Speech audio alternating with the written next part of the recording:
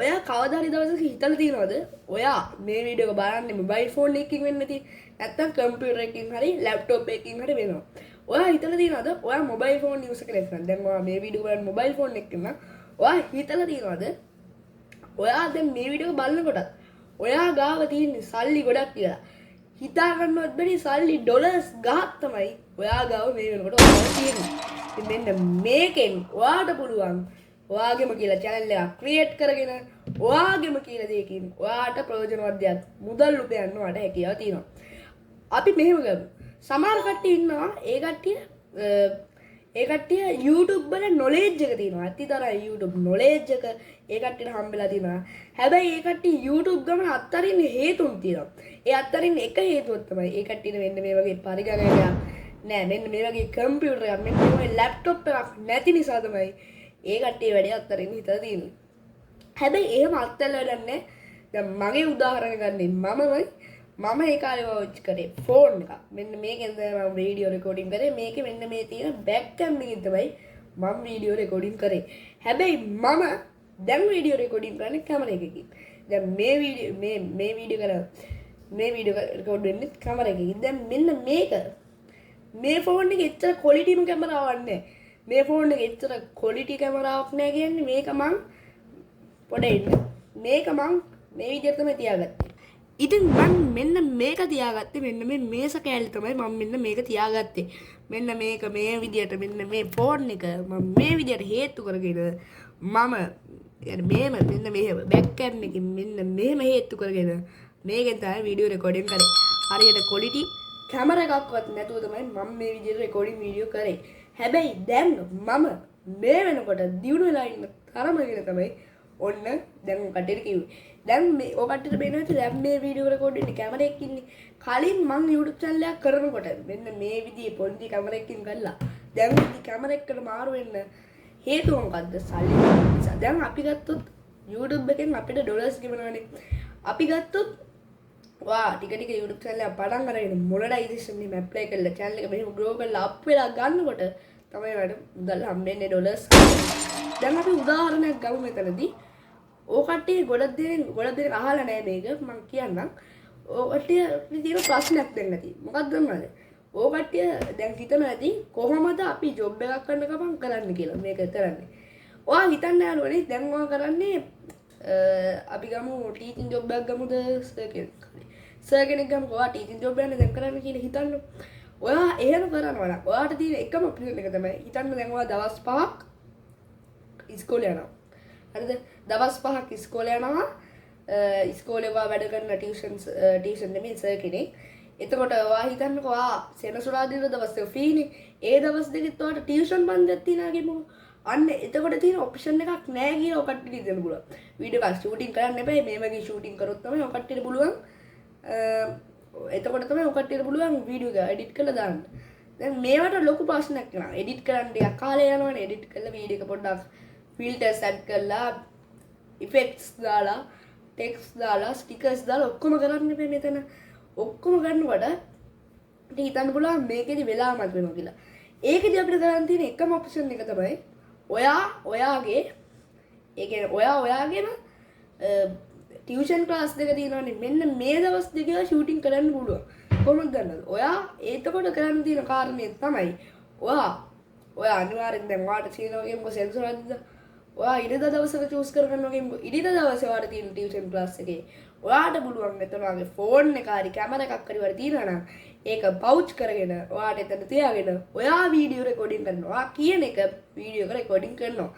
දැන් එතකොට ඊළඟ දවස් ඉරිදා පස්සේ සතුටනේ. මේ සතුට දිනේ තුල ඔයාට පුළුවන් වීඩියෝ එක එඩිට් කරන්න. දැන් ඔය ටියුෂන් සර් කෙනෙක්නේ. ඔයා ටියුෂන් සර් කෙනෙක් ඉස්කෝලේ සර්ලට එකමාරෙන් පස්සේ ඉස්කෝලේ වුණාට පස්සේ ගෙදර එනවනේ කොහොමද? ගෙදර ආවට පස්සේ නිදහසේ වීඩියෝ එක රෑ වෙලා හරි කොයි වෙලාවක චූස් කරගෙන ඔයා කැමති වෙලාව චූස් කරගෙන වීඩියෝ එඩිට් කරලා සියලු කටයුතු කරන්න පුළුවන් මේ කිව්වන දේ කරොත්. ඉතින් එහෙම තමයි අපි කාලය ගණනා කරගන්න ඕනේ. ඔයා ගත්තොත් ඔයාට තියෙනවා නම් දවස් 6ක් වැඩ තියෙන එකක් කියමුකෝ. දවස් 6ක් වැඩ තිබ්බ කියලා ඔයා මේක නවත්තන්න එපා. ඔයා දවස් 6 7 වෙනි දවස සන්නේ නැත්නම් ඉරිදා දවස් වලට ෆ්‍රී කියලා හිතන්නකෝ. මේ දවසේ ඔයාට පුළුවන් ඔයාගේම වීඩියෝ ෂූටිං එක දිගට ටිකක් කරන්න. මම ටියුෂන් ගුරුවරයෙක් නෙමෙයි. ඔයා කුකින් කරන channel එකක් නම් ඔයාලට පුළුවන් එක දිගට අර ෂෝට් වීඩියෝස් ක්ලිප්ස් තියෙන්නේ. ඒක එක දිගට ෂූටිං කරගෙන යන්න. වීඩියෝ ක්ලිප්ස් 5ක් විතර ෂූටිං කරන්න ඕන. ෂූට් කරාට පස්සේ ඔයා වීඩියෝ එක එඩිට් උත් කරන්න. ඒ දවසම YouTube වලට දවසක් තියාගන්න. එඩිට් උත් කරන්න. එඩිට් උත් කරලා ඉවරලා එක්ස්පෝර්ට් උත් කරන්න. එක්ස්පෝර්ට් කරාට පස්සේ ෆෝන් එකේම සේව් වෙනවනේ එඩිට් කරපු කීදා. ඒක සේව් වෙච්ච එක ඔයා ෂෙඩියුල් එකක් හදන්න. YouTube එකේ තියෙනවා ෂෙඩියුල් කියලා. ඒ ෂෙඩියුල් එක දැන් මේ වීඩියෝ රෙකෝඩින් වෙන්නේ මේ වීඩියෝ යන්නේ ෂෙඩියුල් එකට තමයි. ඒක හැම ෂෙඩියුල් කියන එක ටිකක් හදන්න ඕනේ අපි ෂෙඩියුල් එකක්. දැන් ෂෙඩියුල් එකක් ඔයා හදන්න. එතකොට ඒ දවසට අනිවාර්යෙන් YouTube එකෙන් යනවා. ඒ දවසට ඒ විදියට YouTube ඔටෝ ඒ විදියට මේ වීඩියෝ එක ප්ලේස් කරාම ෂෙඩියුල් එකට යනවා. එතකොට ඔයාට කිසි මහන්සියක් වෙන්නේ නැහැ. ඔයා වීඩියෝ ස්ක්‍රිප්ට් දාලා දවසින් දවසට යන්න. නැත්නම් දවස් 3න් 3ට යන්න ෂෙඩියුල් එකක් හදලා තියෙනවා. එතකොට ඔයාට කිසි මහන්සියක් වෙන්නේ නැහැ. ඒකෙන්ම ලබා දෙනවා. ඉතින් මං කලින් එඩිට් කරේ මෙන්න මේ විදියට. ඉතින් යාළුවනේ මං කලින් එඩිට් කරේ මෙන්න මේ විදියට ෆෝන් එකේ.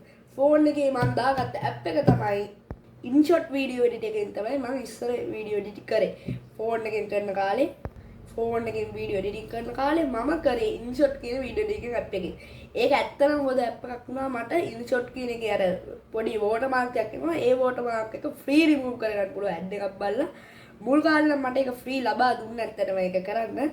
ටික ටික ඇඩ් වලට යනවා. තාමත් මම ෂෝට් වීඩියෝස් එහෙම දානකොට මම සාමාන්‍යයෙන් ඔය ලැප්ටොප් එකෙන් වීඩියෝ එඩිට් කරන්නේ. සාමාන්‍යයෙන් මම ලැප්ටොප් එකකින් වීඩියෝ එඩිට් කරනකොට නම් එහෙම යූස් කරන්නේ ෂෝට්ස් වීඩියෝස් ක්‍රියේට් කරනකොට මම එහෙම යූස් කරන්නේ ලැප්ටොප් එක යූස් කරලා නෙමෙයි. මම වීඩියෝ ෂෝට්ස් වීඩියෝස් එහෙම ක්‍රියේට් කරන්නේ ලැප්ටොප් එක යූස් කරලා නෙමෙයි. මම ෆෝන් එකෙන් තමයි තවමත් InShot කියන වීඩියෝ එඩිටින් තමයි මම කරන්නේ. සහ ස්මූත් ට්‍රාන්සිෂන්ස් වගේ දාගන්න නම් CapCut කියන ඇප් එක යූස් කරනවා.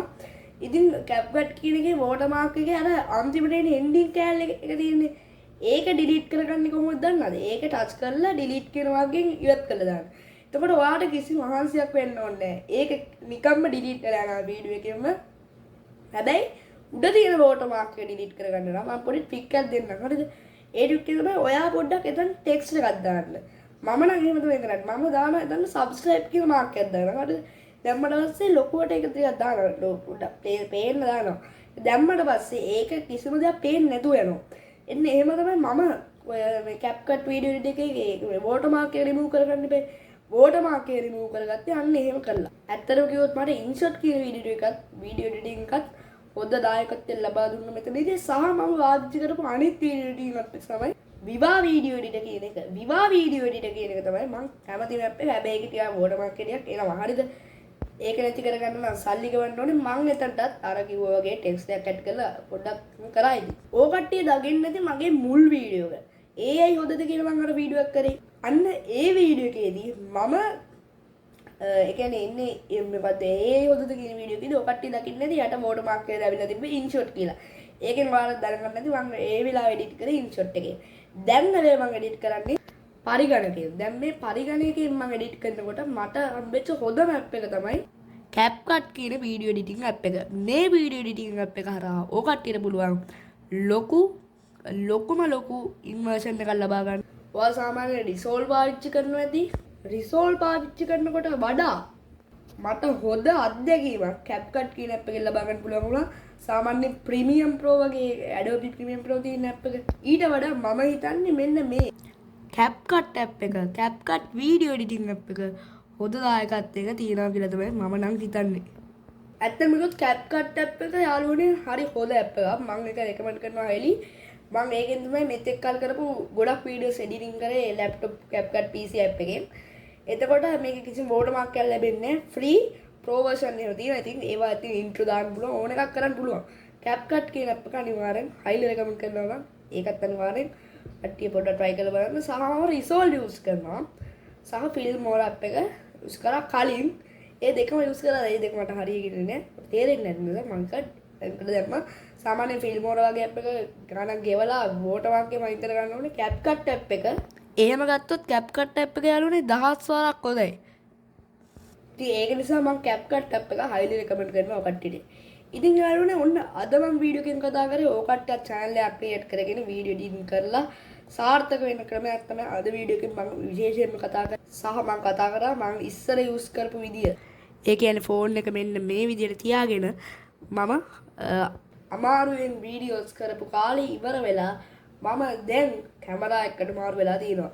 මම ගන්නෝනේ අනිවාර්ය ස්ටුඩියෝ ටූර් වීඩියෝ එකේදී කැමරා එකක් මම පෙන්නන්නම් කට්ටියට. ඉතින් මම මෙන්න මේ විදියට තමයි හැම එකම මාරු කරගත්තේ.